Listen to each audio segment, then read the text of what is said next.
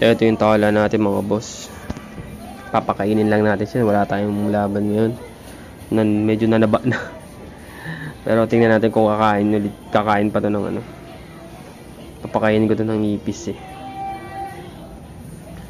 Ito. Pahit lang nito dati. Oh. Ngayon taba na.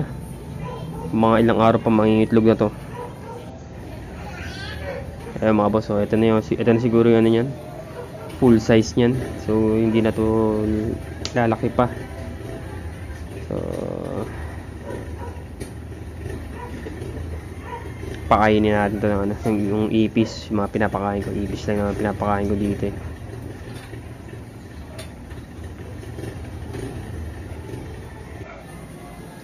Mga boss, medyo brutal lang sa parte ng ipis kasi nakatusok.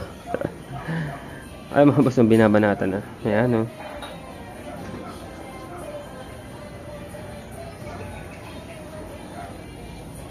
Kapal ng sapot, grabe. Sakto lang pala yung katabaan niya para masaputan niya ng maayos. Kasi kapag mahinang gagamba to, pag hindi to nakatusok, makakawala itong ipis. Medyo malaki itong ipis eh. Malakas din yung pumitik eh. Hindi mo sila basta-basta masasaputan ng maayos yan mga boss. Kumain ka na? Para doon sa part ng gagamba, kaya kailangan may konting help pa rin. Mamaya tatanggalin natin yan mamaya. Para nakalaylay na, para diretso kain niya na. Sa ngayon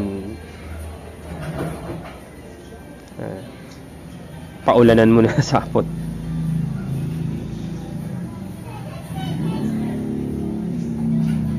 Ayun, niratras sabay kagat eh. Medyo matigas din yung balat nito eh. Pero kaya nila sipsipin yan.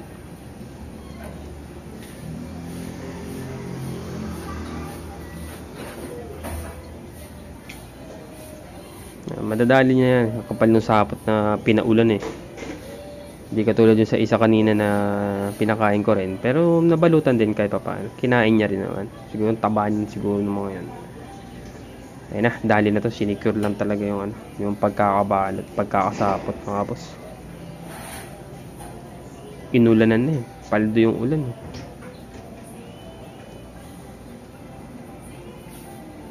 Ayun o. Pag maganda yung katawan, yung bitaw ng sapot ang kapal eh oh. Diba? Tatanggalin ko na ito mga boss. Ayan mga boss, natanggal ko na. Tanggal ko sa pagkakatusok. Kaya niya ang balutan niya. Pagka nakita kong kaya niya nang i-handle. Buhay pa eh oh. Buhay pa eh oh. Pero yan oh. Lalagay ko na ito sa kulungan niya. Ayan, sakto. Ano na yan na ma-manage niya na to. So mga boss, yun, ito lang yung pinakita ko lang yung tala natin.